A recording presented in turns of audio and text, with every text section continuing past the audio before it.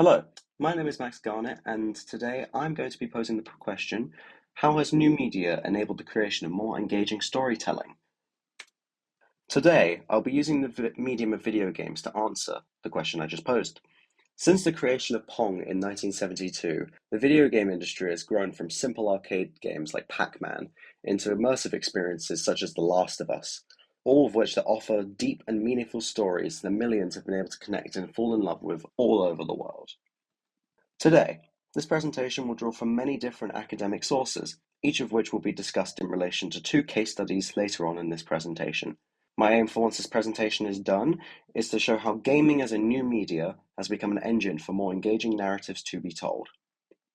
This is everything to come in the presentation. We'll be starting off with key terms, moving on to summaries of my free academic readings, findings from said readings, my case studies, analysis of those case studies, and we'll end it off with a good old conclusion. But before we get into the rest of the presentation, I'd like to go over some key terms first. Starting with the term player. The player is the person that is in control of the game, deciding the actions of the character they are controlling, as well as driving the plot forward through following objectives. Gameplay is the way in which players interact with a game.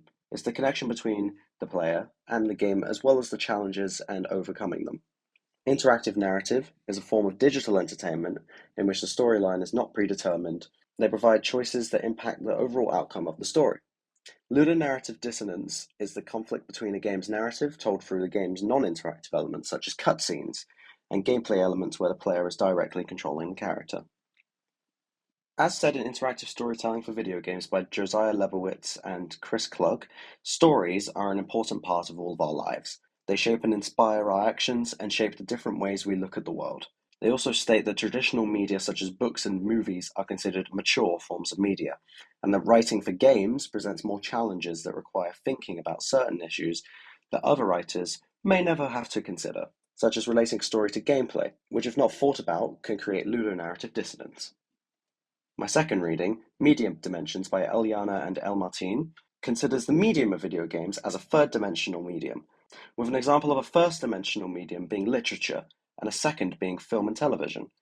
They also cite that video games are an interactive medium, which backs up the previous point, as you explore a 3D space in video games instead of passively looking into a 2D space presented in television and film. Finally, they mention that gaming has its own genres and subgenres. As an example, you have the traditional horror genre.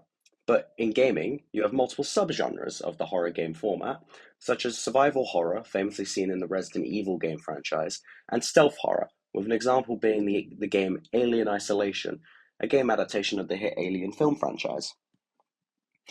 The Interactive Theatre of Video Games by Daniel and Sidney Homan speak on how players can control the story of the game they're playing through the way they play, akin to the classic choose-your-own-adventure style of books.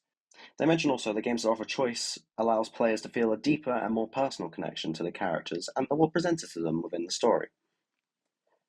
So what are the findings from these readings?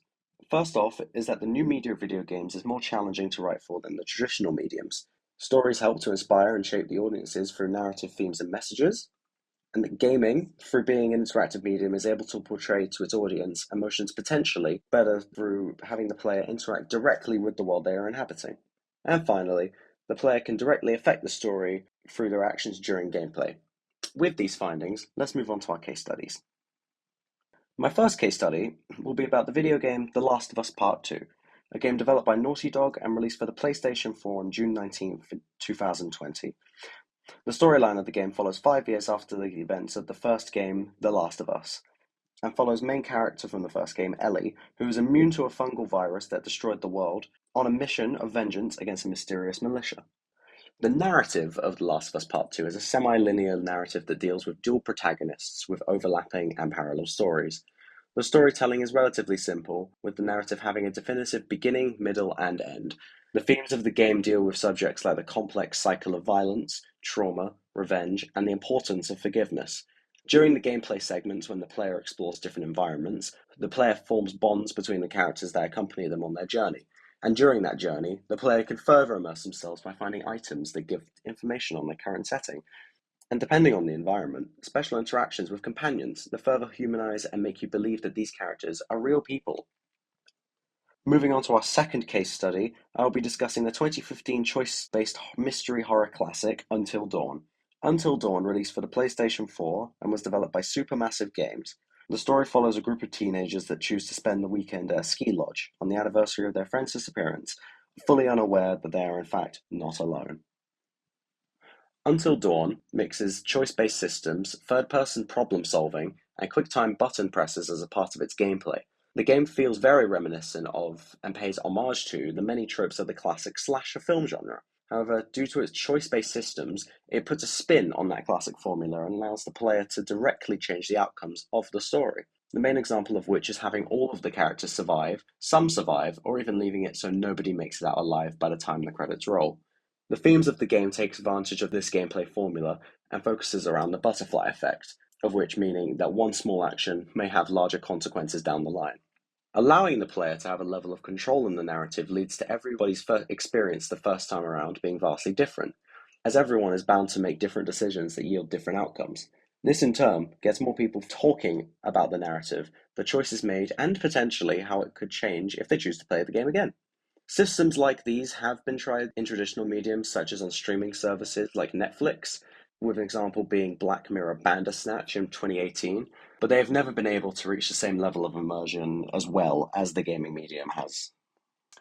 Now, if we take our first case study and analyze it, we can see that through the gameplay and the combat in The Last of Us Part 2, the themes of the narrative in terms of its focus on violence becomes the forefront of the player's thinking, as well as the reason for how they make their way through the narrative further. The length of the game also lends itself to being able to give you more time with the characters. It allows them to be further fleshed out and gives the player more time to connect with them on a more emotional level. Television comes close in that regard as a traditional medium, but due to it being a passive medium, there is still a level of detachment compared to the interactive nature of the narrative presented in video games. The only real commonality between The Last of Us Part 2 and traditional mediums, such as movies or television, is that all players, regardless of how they play, experience the same beginning, middle, and end of the story.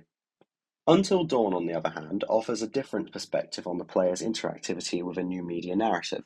Its choice-based narrative, along with the use of QuickTime events, allows the game to stand out among others, as one wrong dialogue decision or slow reflexes can change the narrative entirely. But with that, nobody has the exact same playthrough. So returning back to the story can offer players the opportunity at changing the outcome of each decision. While the narrative itself in the game is a straightforward homage to classic slasher media, inserting the audience into that narrative keeps those ideas fresh and accessible to a whole new audience that may never have sought to consume it before. Now, how do my readings apply to my case studies? Well, as mentioned earlier in the presentation, reading 1 poses that stories inspire and shape the way we act. The Last of Us Part 2 takes that idea and spins it on its head, showing through its narrative how people should not act when faced with certain trials and tribulations. However, even though a majority of its narrative itself is a case study on the cycle of violence, its ending shows its audience how forgiveness is a powerful tool when moving on from certain traumas, and goes back to that initial point I mentioned at the beginning of stories being a source of inspiration for our actions. Reading 2 mentions how gaming is an interactive medium. The control the player has over the character of Ellie allows for a deeper immersion into the lives and feelings of the characters presented on screen. This point of interaction also relates back to Reading 3, which poses that the interactivity of the medium allows for that deeper connection towards the characters. Now for case study 2, Reading 3 states, split timing or the dexterity of the controller give way to a heightened role for the player, with psychological dimensions and to a world on screen that, in many ways, becomes a mirror for the player's own reality. The heightened role the player is given becomes the foundation of the success of Until Dawn's narrative. Making the player feel responsible for their actions makes them feel as if they themselves are in that ski lodge trying to survive being murdered. This feeling of immersion is one only the gaming medium is able to accomplish, and finally lets avid horror fans get the chance to finally see if they themselves can potentially survive that sort of narrative. In conclusion, it is my belief that the rise and popularity of the video game medium has been able to create new and exciting ways in which audiences are able to engage with a story, as well as delving further into themes that traditional mediums may be too hesitant to touch upon. Through the player's direct influence over the narrative and the characters, gaming has become a new way to offer new perspectives and engagement for audiences all over the world, and perhaps even more so than the traditional and widely accepted mediums of film and television. Thank you for listening.